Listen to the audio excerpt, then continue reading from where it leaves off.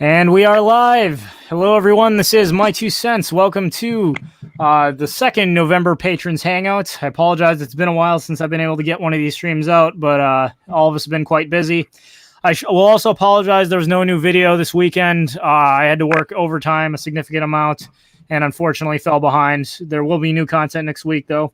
But, of course, I am having this stream, so if there's anything on anybody's minds, now is the time to talk about it. I'm joined by Pipsqueak, Night Shift 10,000, and Nate the Volunteerist. So, hello, everybody. Hello. Hey, guys. Hello. And I see we have a few people in the chat already. 5 people watching, according to this. I guess I'll just put it out there. Again, thanks, you guys, for supporting my channel and making my work possible. Is there anything on y'all's minds you wanted to talk about?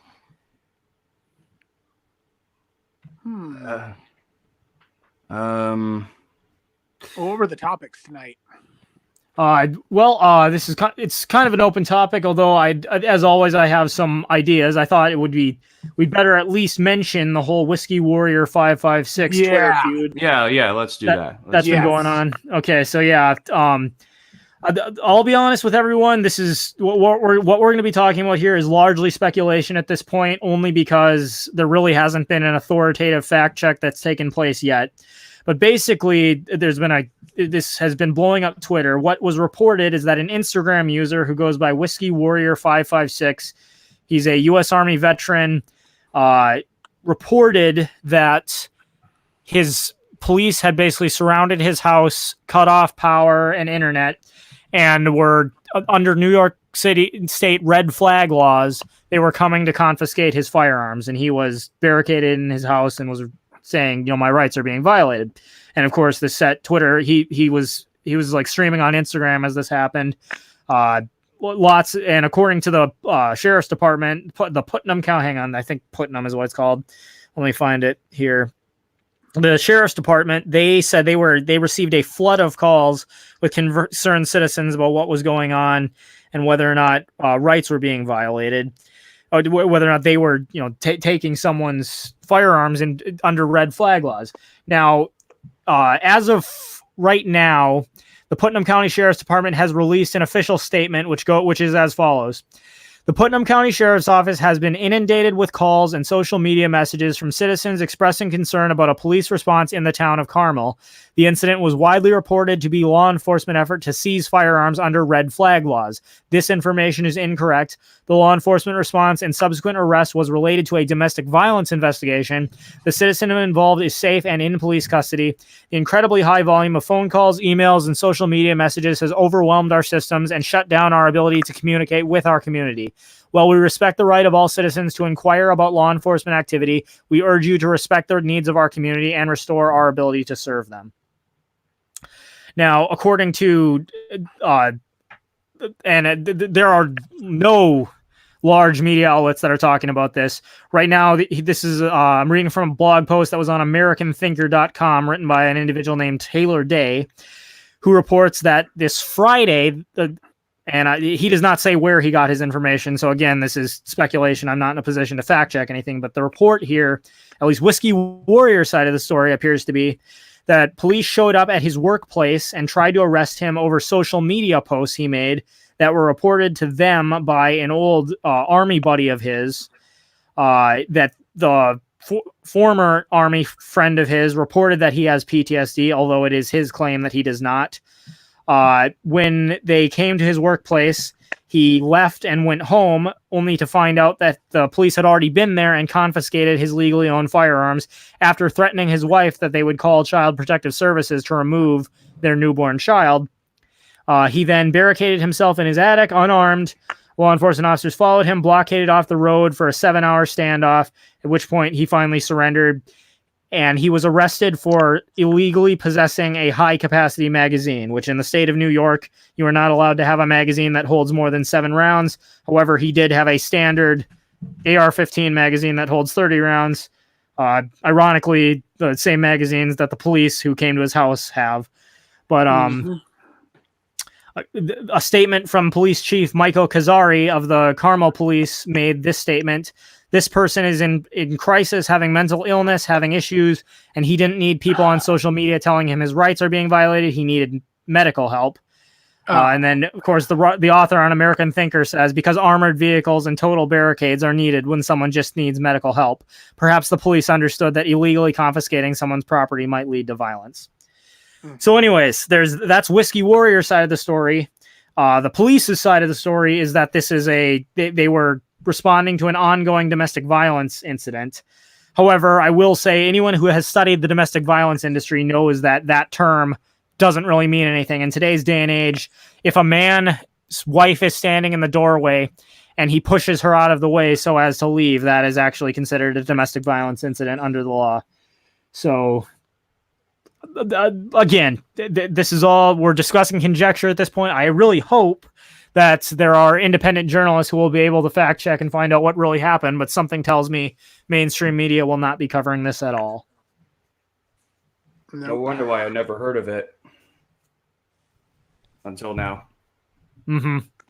Wow. Anyways, what I can say is this. Red flag, I am frankly shocked at how many people who say they are pro-Second Amendment support red flag laws.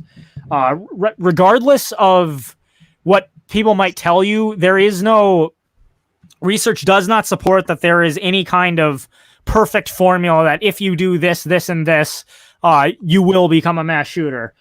Sure, you can always look at historic mass shooters in retrospect, say these were the warning signs, but that does not mean that any person who does who shows those same particular signs necessarily will become a mass shooter. And further, red flag laws might be more tolerable, at least I wouldn't say I don't believe they'd be just, but I at least could show more respect for people discussing them if they afforded the individual who was the target of such laws an opportunity to defend themselves. But the way many of these red flag laws have been proposed, if someone reports you as displaying these warning signs, literally the first time you'll find out about this is when the police show up to take your guns.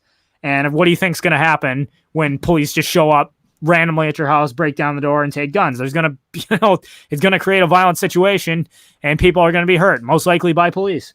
So it's ridiculous. Absolutely ridiculous. You cannot arrest someone for something they might do in the future. If you follow that logic, and I've talked about this in previous videos, but if you follow the logic of you might do something bad in the future, therefore we have to stop you now, you might as well take every single person off the street and throw them in prison, because for all you know, they might commit a crime. And JC Armitage in the comment section is absolutely right. Red flag laws turn things like Minority Report or Psychopaths into a reality. Exactly. Arresting people for something they might do in the future. It's complete BS. I know exactly how he feels too, honestly. Mm-hmm. I know what he's going through, because I had something similar like that happen to me. And it's complete horseshit. It's complete horseshit when the police do that to you. And when they expect you to be cool about it too, when they expect you to be good about it, even though you're violating one of their most sacred rights, and you're the one who's supposed to stay calm and cool, but they're the ones that can fly out the handle. It is horseshit. Ugh, pisses me off. Mm-hmm. It's like, how do you think people are going to react when you show up at their front door with a dozen heavily armed men, armored vehicles, looking like they're getting ready to go to war, and they expect you to just peacefully step aside? Oh, yes, please come in, take all my firearms. Moniker of an oppressive government right there.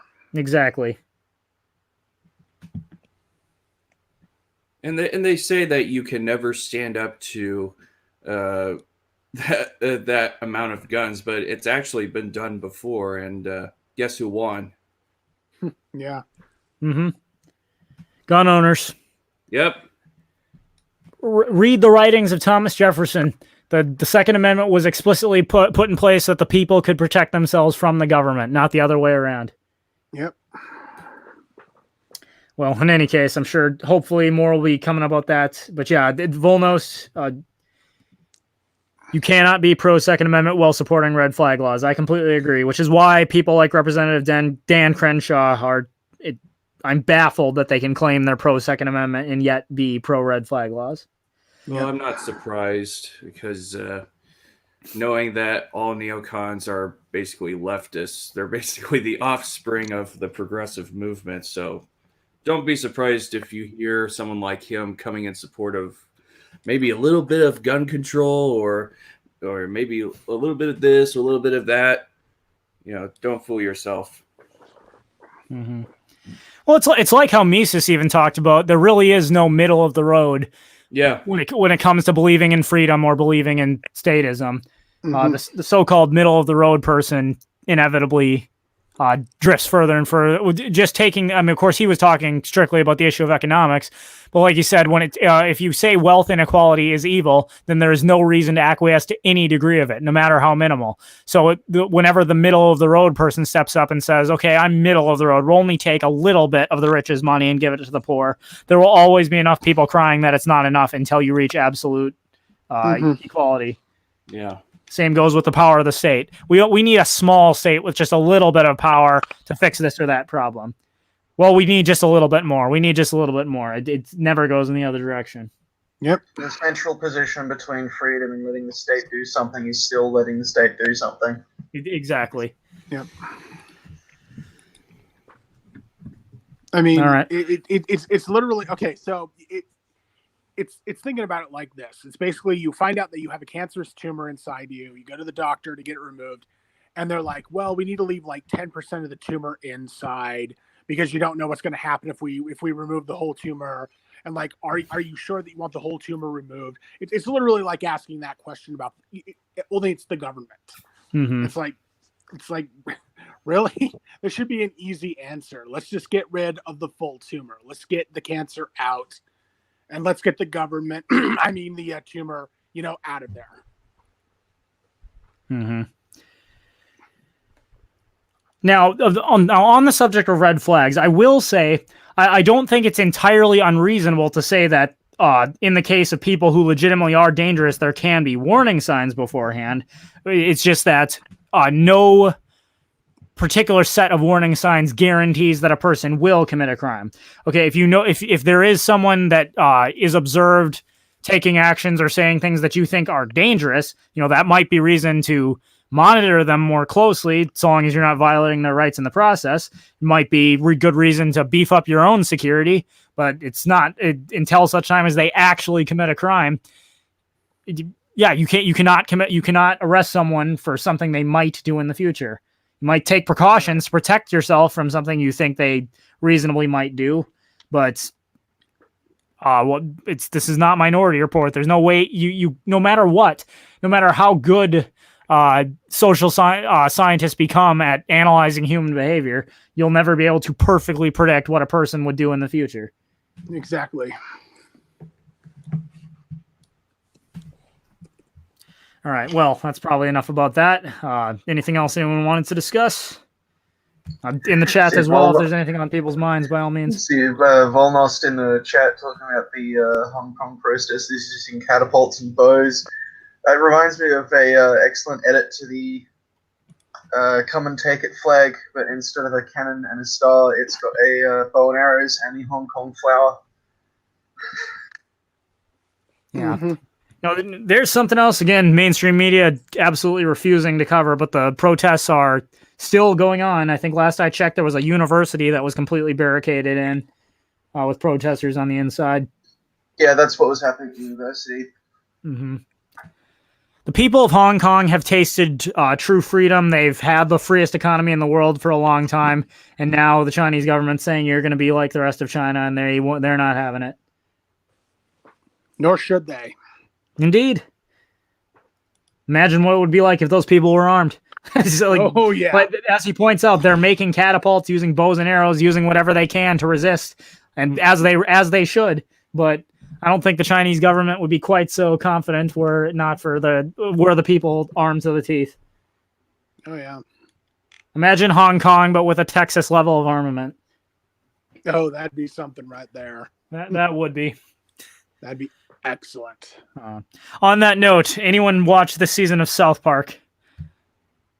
I haven't Comedy seen Central. the episodes yet. Okay, no, I bring this up only because of there was an episode of South Park this season where, for those who may not be aware, South Park has been banned in China like some other shows. And pretty much basically the way Hollywood has been operating as of late is because the Chinese government is completely totalitarian. They determine what shows and movies can or cannot be shown in China, and they have very strict requirements. For example, Frozen 2, the Disney movie, the sequel to Frozen 1, just came out, and ever since Frozen 1's popularity, the LGBTQXYZ community has been lobbying Disney really hard about how bad they want the character Elsa to be a lesbian. And for the past year or so, they've really amped it up. A lot of people were saying, oh, absolutely, Elsa is going to be the first lesbian princess. Disney is absolutely going to do this. Well, as it comes out, Frozen 2, no, Elsa is not a lesbian. They announced that Elsa will not have a love interest. She's a strong, independent woman. And everyone was... the LGBT community was up in arms. How could Disney not do this? Disney is so progressive. We need a lesbian princess. Well, what's the real reason they didn't do it? The reason is the Chinese government has dictated that for a movie to be shown in China, it cannot have homosexual activity in it or homosexual characters. And Disney was not willing to forego the billions of dollars in profit in China that they would be forced to forego if there was a lesbian character in Frozen 2. So, of course, no lesbians. Nope. But what's kind of saved us on something. Yeah, it would seem so. Although still, it's ridiculous that they have that much sway over the entertainment industry, which is why South Park, after being banned in China, did a series of episodes about China. The plot being that Randy, the father of Stan, has started a weed farm on the show. He starts selling weed to the Chinese government and then the Chinese. Which the Chinese government plants on Hong Kong protesters in order to arrest them. Basically, everybody calls him out on it, including Towley, the pot-smoking towel from the show that's working with Randy. And finally, when Randy cuts his ties with the Chinese, he loses a ton of his profits. And Towley says they're having a conversation like, Randy, you've got to start caring about real weed and not about making money. I need you to say it with me. F the Chinese government. And he's like, Towley, I don't think we should say it. He's like, F the Chinese government. And all the characters on South Park start screaming in unison, F the Chinese government. And I was like, good for them. Yes. Yeah. Amen. Mm-hmm. Yeah, sure. And I just wanted to mention this. Okay, so because some of my fans are going to kill me if I don't. Now that we're on the topic of Frozen and Frozen 2, on my Wattpad, I am writing. It's like a story that's based on Frozen. It's on the same profile that I wrote that Beauty and the Beast book that I wrote. Okay. Which I hope you guys read. And it is a story that is based on Frozen. It's kind of like my own take on a third sequel to the Frozen films. And yes, I did give Elsa a love interest in the story. Yes, it is a guy, and the reason that I made it a guy is because it's kind of integral to the plot of the story itself. But I just wanted to give everyone a heads up on that. If any of the readers of that are in the audience right now, that's what's going on my Wattpad right now. So please check that out if you want to check that out. Okay, Night Shift. Yeah. If you'd like, go ahead and post the link to that in the chat here. All right. Yeah. Well, I'll do it on Discord. Okay. I can't really get to my chat right now. Okay. Shoot. But yeah, and then for those who aren't familiar, Wattpad is basically the YouTube of novels. Anybody can write a book, post it on Wattpad, and you can read it, leave comments, all that cool stuff. Nice. But much like any social media site, you'll find 5-star novels that people have made millions of dollars on, and you'll find stuff that looks like it was written by a third grader. So it's up to you to figure that out. But Night Shift's got some good stuff. Check it out. If I may ask, Night Shift, what care to give out? You say it's based on Frozen. You do it just using the same characters, or was it roughly the same story, or what was your idea? It's technically the same characters. It's really just like a third sequel to Frozen. It's really like more of a third sequel. So Elsa, Anna, Kristoff. It actually brings back Hans and his brothers as the villains, sort of. And it does bring in some new characters too, and it really goes into explanation on like Elsa's powers and what her whole character is. And so yes, and there is a male love interest spoilers, who does have magic, what they perceive to be magical powers, just like her. Only his powers are based on like fire magic instead of ice magic. So yeah, there's that. Mm-hmm. Also, I did want to get to a comment. Albedo in the comment section pointed out that Bitcoin has dropped very heavily recently. He said, should we be worried? I'll be honest, I don't know what to say about Bitcoin for the immediate future. If anyone here follows Peter Schiff, I know he has been crapping all over Bitcoin for a while, saying it was never going to last. I disagree in virtue of its utility. I haven't admittedly done a lot of research into. I can't give you a solid opinion as to why it's dropped so much as it has at the moment. But no, I would not. I don't. If you're asking for my advice, no, do not just go sell all your Bitcoin. It may not. It's as a speculative asset. It might not be doing so well right now, but in terms of its utility as cryptocurrency, I don't believe it's going to collapse and liquidate. If that's what you're asking, it'll go back up eventually. Yeah, it will. I've actually bought. I bought some more now that it's dropped. So in hopes of recuperating my. I mean, I'll be honest. I did with the amount I owned, I have lost a sizable amount because of the dip. But I'm not just gonna. I'm not to the point where I'm gonna say sell it all before you lose it all. Right. It'll go back up. You haven't really lost anything if you don't sell it, though. Mm-hmm. I mean, the only thing you've lost is net worth, which is just a valuation number. It's not actually real. Exactly. I own the same amount of Bitcoin I did before it dropped. It just means that when I look at the value of my portfolio, yeah, it's dipped, which you're absolutely right, Pipsqueak.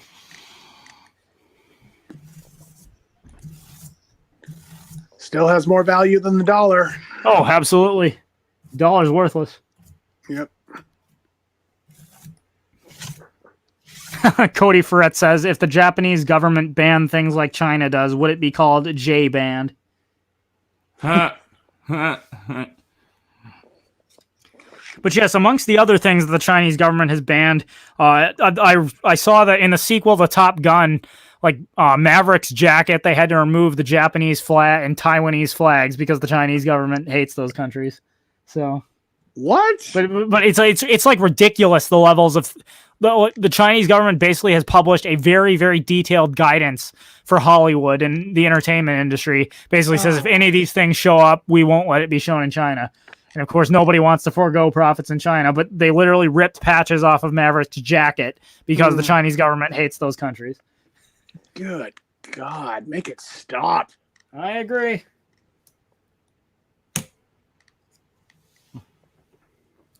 Tinseltown Queen says puns for days. Nice.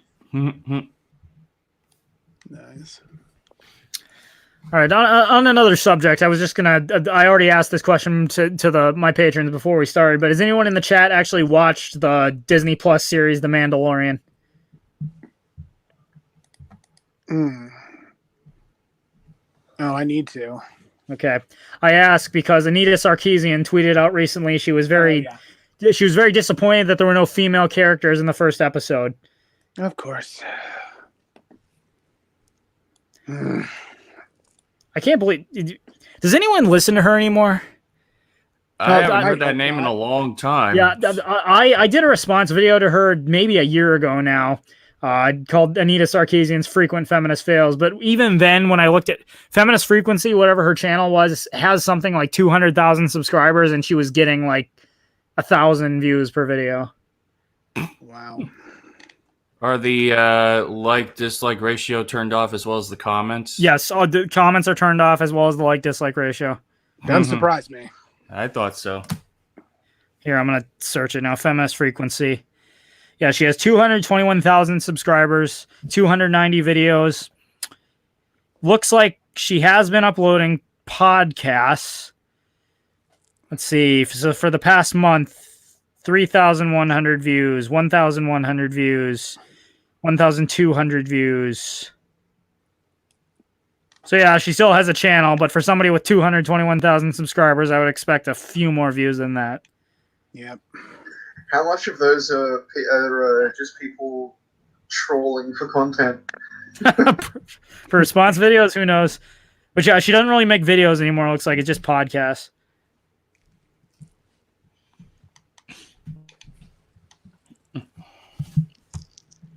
Yeah, I actually did see that, how she was kind of trolling the whole Mandalorian thing. And it's like, are there any female characters in that series yet at all? I don't know. Apparently not in the first episode. Huh. I don't think there were even any. I don't think there were any female Mandalorians. Any members of like like the Mandalorian organization that were actually female. Okay, have you seen it, Night Shift, or? No, but I do know some of the backstory of it. I do know. Okay, because I don't know anything about it so far. What is the story? The story. Okay, so it's the Mandalorian organization. It's like, God, I'm gonna get hit for this, but they're like an organization, not a bounty hunters, but like oh God, what would you call them? Like mercenaries or mercs? Yeah, they're basically they're kind soldiers of of fortune, guns. warriors for hire. Yeah, they're basically like hired guns, and they operate out of like a bunch of different places. But Boba Fett was one of them, even though he was also a bounty hunter. He was also one of these guys. But their organization was kind of based around just being like these really elitist soldiers of fortune. And I don't believe there were any female members of the Mandalorian organization. So yeah, Anita Sarkeesian is going to flip over that. Okay, looks like we lost Pipsqueak for a second. I'll see if we can get him back. All right. Looking through my Twitter feed, here's something worth talking about. Forbes magazine tweeted out, Jeff Bezos, the richest person in the world, just donated 98.5. All right, looks like we completely lost Pipsqueak. We'll see if he comes back. There he is. Pipsqueak, you back? Yeah, I'm back. So I was trying to unmute myself so I could make a point, but I accidentally hit the freaking webcam button, so it sent me back to the page. Okay, no problem. All right, anyways, Forbes reports Jeff Bezos, the richest person in the world, just donated $98.5 million to help the homeless. Jeremy Corbyn, leader of the UK Socialist Party, basically, whatever party, I forget what it's called. Jeremy Corbyn retweet. Yeah, Labour Party.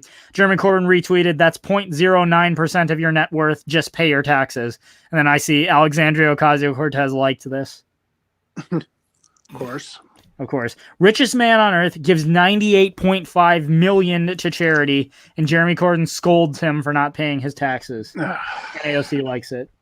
Man, it's just never good enough. It's never good enough. Whatever we do, whatever we donate, how much it is, it's just never good enough. It's just never going to be good enough. Yep. And what's worse, by giving it to a private charity, he's virtually guaranteed the money's going to go further. If he gave that much money to the government, he'd be lucky if 0.09% of it actually made it to the homeless. Right.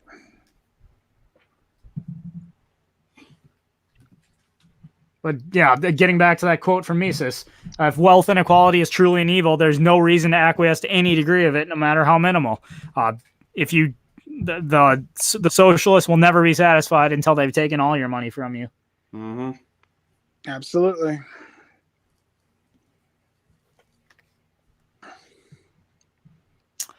And Cap Otaku asks, have I heard of Verond? Yes, I have heard of it.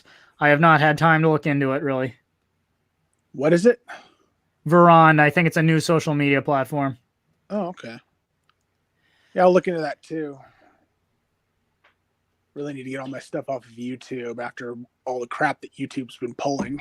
Oh yeah, and I'll make the pitch again. I've been making it in every video, and I've added a little clip that I'm adding to the end of my videos. But bittubers.com and BitChute. Please, if you have not yet, please create profiles on those sites and subscribe to me there.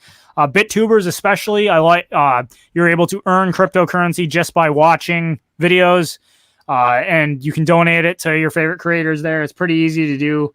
They obviously still have things to work out, but also I like their search function works a lot better than BitChute. BitChute also is a free speech platform. So one of these days we're all going to wake up and find our channel's gone. Need to build a presence there beforehand. Yep. Okay. I'm all set, ready to go. Apenas Cara Qualquer, hope I'm pronouncing that right, says, 2 cents, I would like to ask you something. Do you think the left will win? I ask this because I've been observing, and one thing that I see is that people always support no matter what equality ideas. To answer that question, I think society at large has been conditioned to believe that equality is a good idea, due in part to state indoctrination. In school, you constantly learn that equality is a good thing, but not realizing that equality is really a morally neutral thing. Equality in and of itself is not good. The question is, why is something equal? Why is something unequal? And unless you answer those questions, you can't answer whether or not it's actually a good, whether equality is good or bad. Do I think the left will win? I'm just going to say if it does, it won't be for long, because if you truly embrace the ideas of the left, society fundamentally collapses, at which point eventually society will be forced to recognize the reality of scarcity if it wants to survive, and from the ashes a new society will rise. I would say Mike Maloney has a great video called The 7 Stages of Empire. Watch that video. And I think to answer the question, will the left win? At this point, I don't know, but I will say if it does, society will collapse and we will start over. So ultimately, no. I guess if anyone else wants to add any thoughts, or if anyone else disagrees, by all means. I don't want this to just be an echo chamber. Well, that's hard to answer because in my eyes, the left, they're pretty much just a joke organization at this point. I mean, they're putting forth people for the presidency, for the presidential race, that are either recycled vice presidential candidates or who are socialistic idiots, or who are literally nobodies that we've never heard of before. And it's like they've got nobody. They've got nobody of note. They've got nobody that's actually, what would you call it? Nobody that's, that's comprehensive. No one that's really that great. And well, even Barack Obama came out and said we need a better candidate because nobody running right now. Exactly. And it's like they're pretty much just about a joke organization at this point. The left is, and it would really surprise me if they were able to pull out of this kind of nosedive that they're in right now. Mm-hmm. So, well, go ahead, finish your thought. No. Keep going. One thing I was going to say is I think that you said the left is a bunch of idiots. I think really there are two kinds of people that are on the political left. There are the people that really understand politics and how, the 48 laws of power, if you will. There are people who want power and control over the people. And I mean, I'd say though there are the truly evil people who want power and control. They peddle these particular narratives in order to deceive people into thinking they believe in things like equality, like freedom. And, the rank and file person on the left, I don't think is wicked. I think they're stupid. But the people in power are wicked. They want more power. But the cunning person understands that if you just try to violently seize people's freedom away, they'll fight back. I mean, that's what the Chinese government is doing right now in Hong Kong, and the people are rightly fighting back. Here in the United States or in Europe or wherever else you might be, the leaders on the political left understand that they can't just roll in with guns and take and seize ultimate control. They prefer a slower strategy in which they gradually take your rights away a little bit at a time, peddling whatever narrative they need to scare people into giving it up voluntarily. Homophobia, climate change, vaccinations, pick your poison, whatever you will. Their strategy essentially involves state-run media organizations create a big scare about something, active shooters, Ebola, whatever it is. Then the government comes and shows you the solution. Give up just a little bit more of your freedom, and we can guarantee you absolute safety. And of course, you can put a bunch of crying mothers on television about how just think of the children. We've got to keep people safe. Sooner or later, they pass laws that take away your freedom, but it's not that much, not enough that it's going to rile people enough to revolt. And it's a slow process, but when the time comes, but someday you wake up and find all your rights are gone, and you never noticed because it happens so slowly. Exactly. Mm-hmm. Tinseltown Queen mentions Machiavelli's The Prince. Absolutely, I'd say for anyone who's interested in understanding how government successfully consolidates its power over the people, Machiavelli's The Prince, Robert Greene's The 48 Laws of Power, all great stuff to read. Especially, it'll open your eyes to what's going on and understanding what politicians really want compared to what they say they want. Right. That's a good one. I'll have to remember to read that one. I've never read that one. Machiavelli's The Prince. Yeah, I've never read that book. I really need to do that. The Pope condemned the book when it was written, but effectively, I can say Machiavelli, in terms of political philosophy and ethical philosophy, Machiavelli was a consequentialist. He believed the ends justify the means, and basically no action is immoral so long as it achieves the desired action. Which is why in The Prince, he essentially argued that the government should create problems that it subsequently solves so that the people then support the government. Basically, if times are good and the kingdom is at peace, the people do not need the government to have power. They'd rather be free. People will only give up their freedom if they believe it's necessary for their safety. So a cunning ruler should actually create problems, which he then show the people the solution. And in doing so, it will ensure that the people always love him and are willing to give up their freedom. Yeah. And Apena's Umkara Quellar says, but there's a problem. Even if the left fall and we made a narco-capitalist country, or the right wins, the left will always make an opposing force because of their ideas. It's a never-ending fight. And well, I don't disagree. It will always be a never-ending battle between freedom and authoritarianism. Welcome back, Night Shift. Sorry, not a problem. StreamYard is a great platform, but it has its problems. Uh-huh.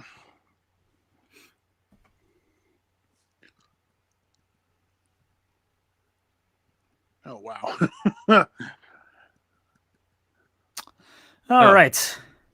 Go ahead, Nate. Oh, did anybody else have any other subjects? Not that I can think of. No problem. And then, as always, we don't always have to talk about serious stuff. Whatever you guys want to. Okay. I have been seeing a lot more bad news about the upcoming Star Wars movie. Really bad. Rise of Skywalker. What have you heard?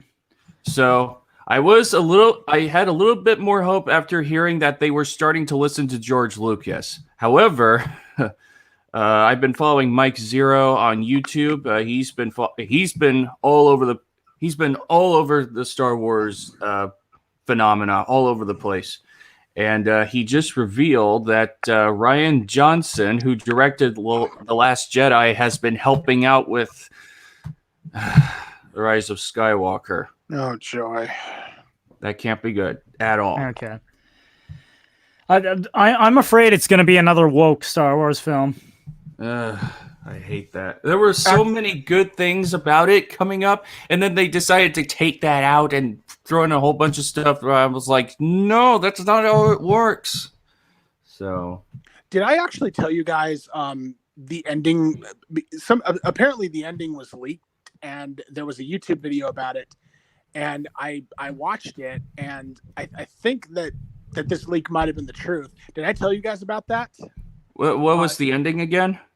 Okay. Well, I'm really sorry if this turns out to be a spoiler and I turn out to be right about this, which, given the reviews that I heard, people were actually walking out of the Star Wars movie when they saw the end of it. So this might actually be real. But apparently at the end, again, spoilers, if you don't want to hear this, turn your sound off. But apparently at the end, Rey, who turns out is a Palpatine, who actually is a Palpatine, goes to Emperor Palpatine, who is in this movie, and she goes to him for like guidance or something like that. But then Kylo Ren comes in, and he starts talking. He starts talking to Rey as well, and apparently there's some kind of emotional bond between them, which, it eliminates their force powers, which Emperor Palpatine is able to feed off of.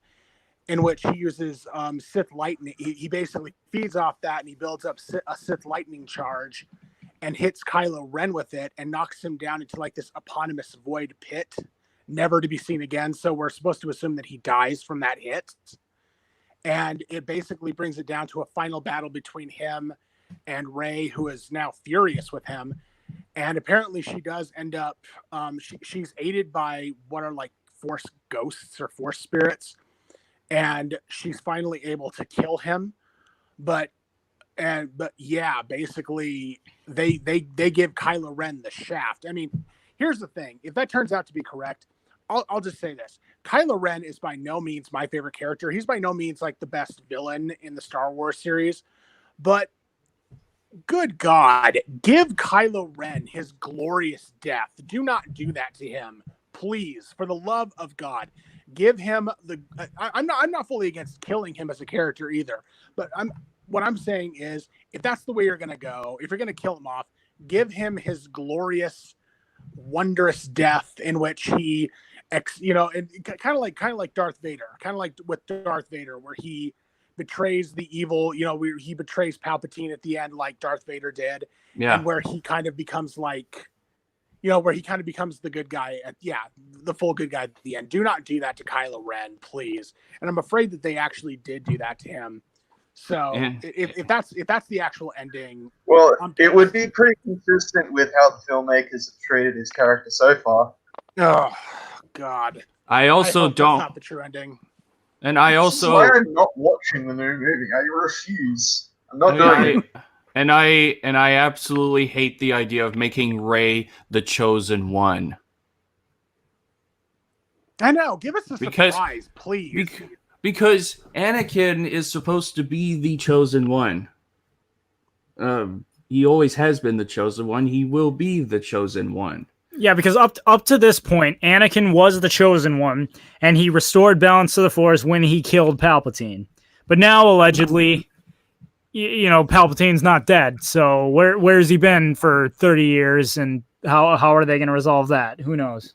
Yeah, Rian Johnson totally screwed it up in Episode 8 by getting rid of Snoke. Snoke was supposed to be for this trilogy, not Palpatine. I mean, come on. Exactly. So, although there is some talk that Snoke was actually just an avatar for Palpatine. That's what I'm hearing too. Yeah. Yeah. Wouldn't surprise me.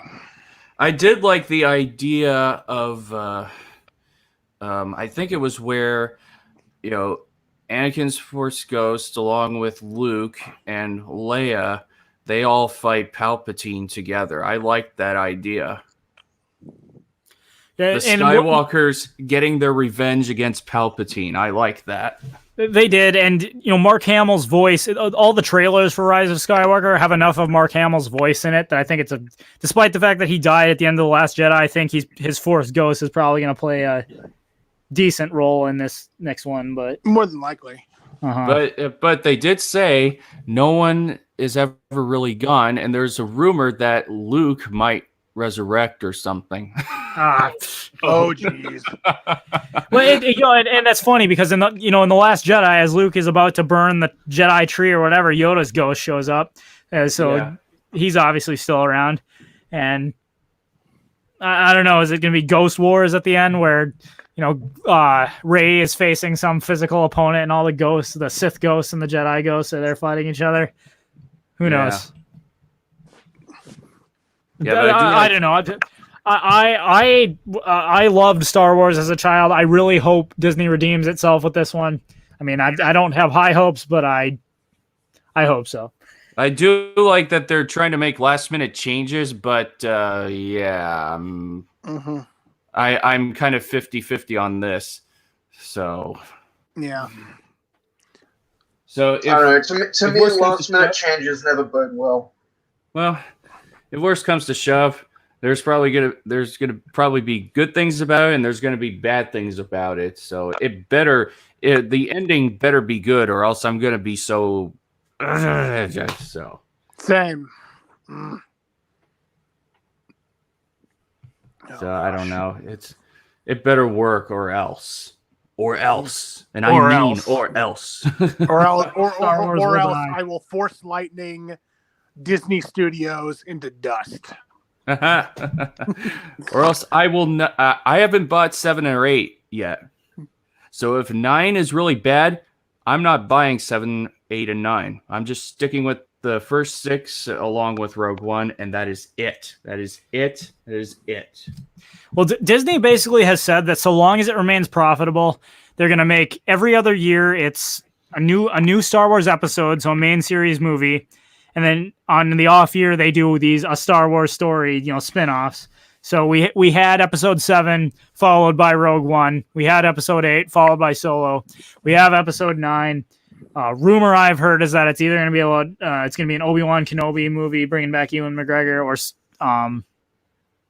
but it's going to be a TV series. Oh, it's a TV series? Probably, it's going to be on Disney Plus. Okay, yeah, and The Mandalorian is their next. Maybe The Mandalorian is their next spinoff. I don't know which they consider it to be. Well, Solo didn't do very well, and they had other planned spinoff projects, and those got canceled because Solo sucked. Yeah, I did not see Solo in theaters. I saw it later, and I wasn't impressed.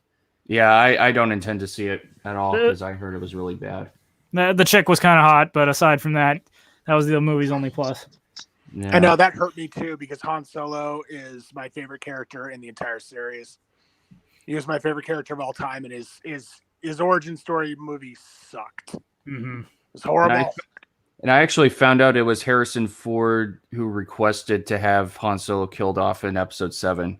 Oh, he really? said he said he would appear in Episode 7 under one condition: you got to kill off my character. So, well, he's like 80 now, isn't he? He's in his late 70s. Okay, yeah, I didn't. Not entirely spread. Like his Harrison Ford wanted Han Solo to die in like Empire Strikes Back. He's never liked that character. No, Empire Strikes Back when he got frozen. That's when he wanted them to kill off Han Solo because he's never liked that character ever. Really? Nah. Really? Wow. I thought Han Solo was one of his best characters. Except for Indiana Jones. Yeah, everyone likes the character except for the actor. Holy crap. That sucks. Interestingly enough, I heard the same thing about Mark Hamill with Luke Skywalker. Okay, really? Yeah, really? No, that Mark Hamill hated Luke Skywalker, that he hated doing it. Mark Hamill never had a career apart from Star Wars. Harrison Ford did. So I don't know what to say about that. Mark Hamill doesn't like Hollywood and movies. He's very much a Broadway person. Though he does very much enjoy animation too. Which is why he keeps coming back to do the Joker. Yeah. Oh yeah. He played the Mark Joker Hamill in the Joker's cartoon best series. Joker changed my life. Yeah. And he was on I don't know if anybody here watches the Flash TV series, but he was on that show. Mark Hamill? He was, and I didn't even realize it was him until it was like in season 2 or something. They have there's a villain called the Trickster, and this guy is playing the Trickster, and then they have a scene where there's a new villain that's taken the mantle of the Trickster, and when they meet up, the older Trickster tells the younger Trickster, "I am your father," and then when he said that, it suddenly hit me. Wait, that's Mark Hamill. And I looked it up, and sure enough, it was. So, oh my gosh, that's so cool.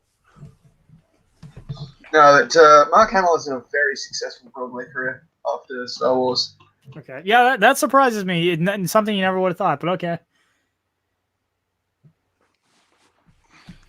Actually, interestingly enough, it seems like Harrison Ford is the only actor whose career wasn't ruined by that movie. Yeah, exactly. He's the only one who's had like a long-term Hollywood career. Yeah. Was Carrie Fisher in anything else? I don't think so. Yeah, I can't remember.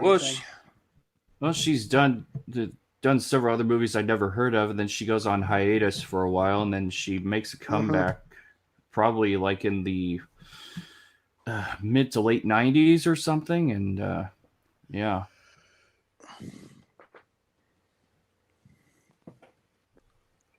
So yeah, I don't know. Yeah, Tinseltown Queen mentions that's like Robert Pattinson hating Twilight. No, I don't know anything about that, but I'm going to go off on another tangent here because I discovered this recently and it made me so mad. Let me guess. Apparently Robert Pattinson is going to play Batman in an upcoming film. Yeah. Robert Pattinson?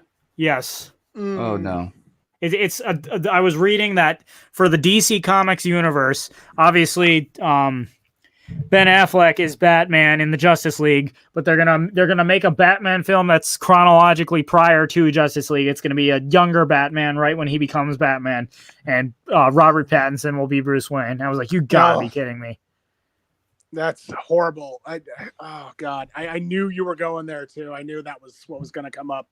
I saw that on IMDb, and I just about took out my gun and blew my brains out because I mean, if they're going to go that route, there's like, life is just over. It's horrible. Batman is like the sacred superhero. He has no powers, yet he's totally BA. Amen. Christian Bale did it marvelously. But but like there have been so many bad incarnations of Batman that when they strike gold with one, it's amazing. It's like why do you have to ruin Batman by bringing Pattinson in? He is not built to be Batman. I can only think of one thing worse than bringing in Robert Pattinson as Batman, and that is casting Kristen Stewart as Catwoman. Oh, don't give them any ideas. Don't give them any ideas. I didn't just say that. No, that was not said. Sorry. Oh crap! Don't give them any ideas. It's gonna get worse. No. Oh my gosh!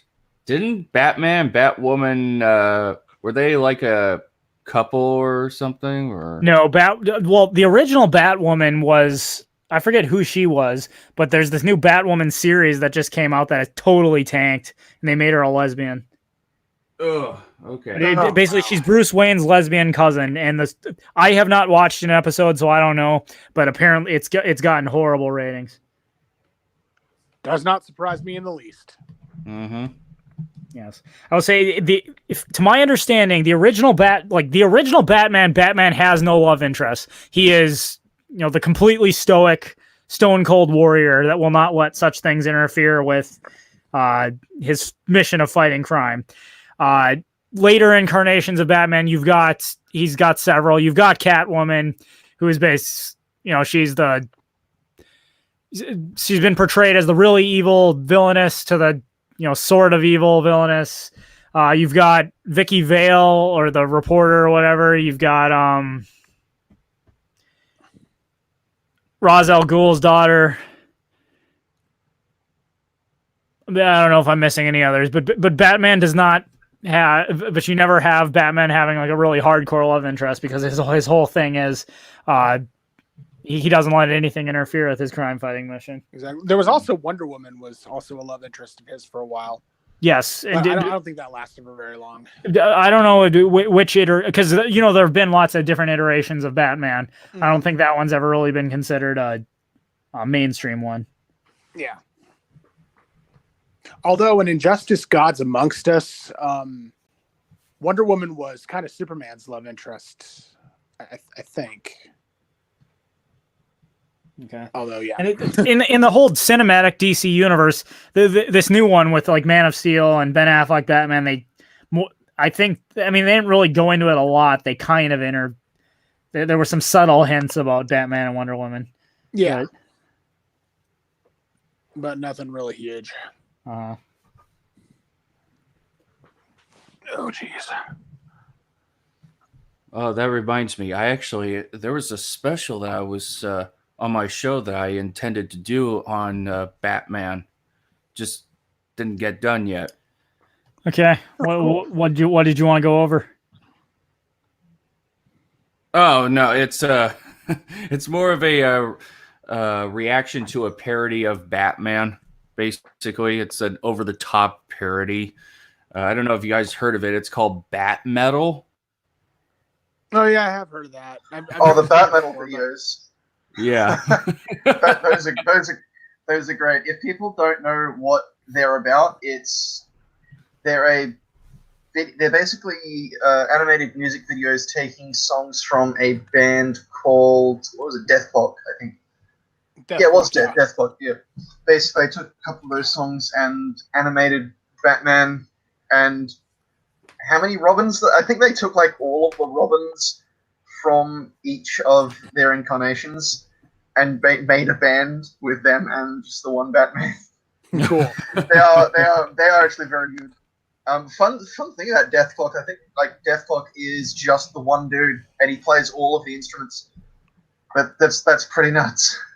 I mean, the songs are not about Batman, but then there was like this one part where Batman is like, they have it where Batman's roasting everybody, including Spider-Man and the Joker and all the villains and superheroes and all that stuff. Yeah. So. Oh, shoot. Yeah, Death Clock had that TV show Metalocalypse there for a while on Adult Swim. Yeah, that's where they're from. That was pretty good. Although portrayed on that show is like a whole band of people. I mean, are you sure it's just one guy? I heard it was one guy. I'm not absolutely sure if that's true or not. But... Okay, all right. I was just wondering because it was like on that show there was like an entire band and they were all a bunch of goofballs that played off of being like really hard ass and whatnot. No, yeah, like but the actual music is made by just the one dude. All right. Okay. Apparently, I haven't double checked that, so don't quote me. Allegedly, yes. Yeah. But no, I love was the most recent one, I think, where Batman is lonely, so he decides to try and resurrect the Joker. Turns out he's got this fucking bunker, and he's got this bunker with all of the other incarnations of the Joker in suspended animation. Oh boy! So, the animators for the Batman series know they know their comics. It's great. Mm-hmm. No, that's hilarious. Oh, man.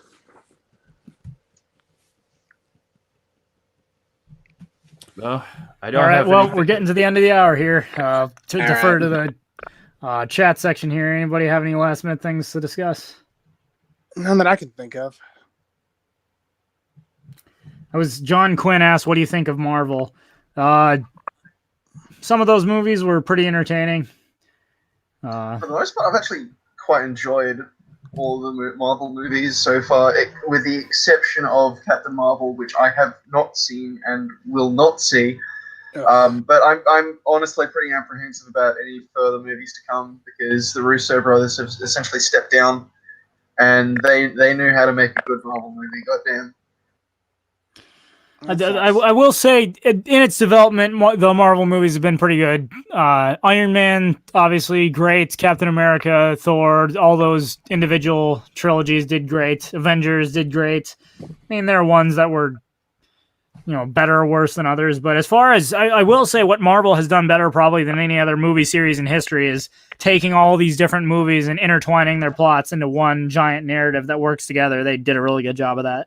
Yeah, what they've successfully done is essentially brung the comic format of multiple installments in a full series and essentially successfully adapted that to the movies. Yeah, definitely. Yep.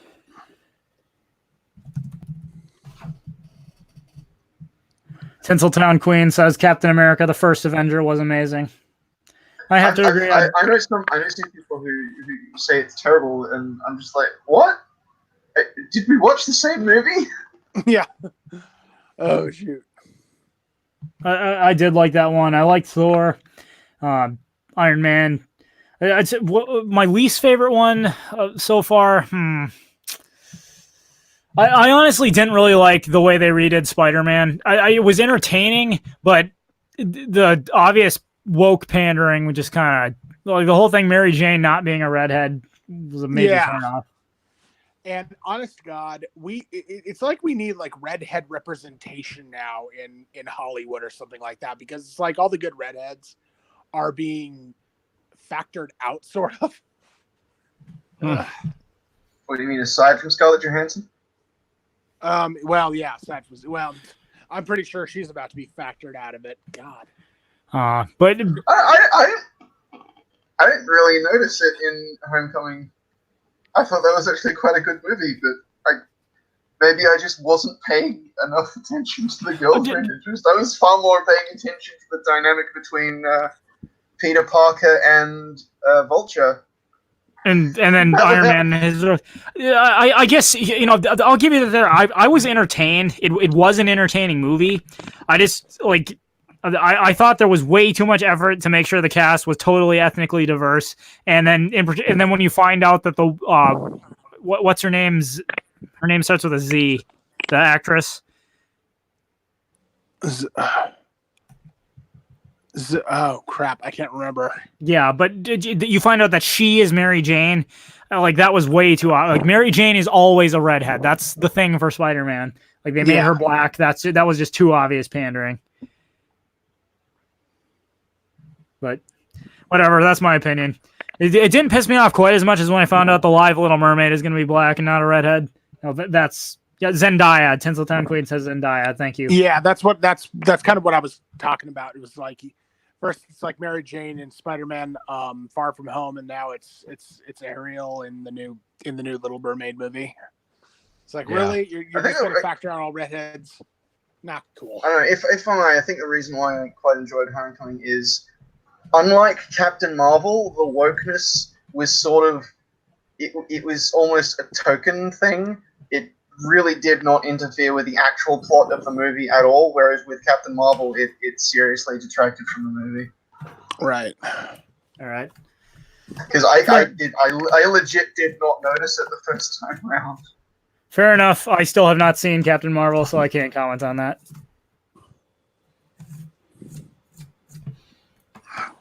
All right. Well, we have reached the top of the hour, so thanks everybody for coming to Hangouts. Night Shift, Pipsqueak, Nate. Again, thank you so much for making my channel possible and supporting me. To everyone else, if you'd like to get in on these conversations, links to my Subscribestar, Patreon, and Bitbacker are in the description. And as always, that is my 2 cents, so you can take it for what it's worth. And as always, I hit the end button, and it takes like 30 seconds before it actually ends the broadcast, so I'm sure we're going to stay live here for a little bit.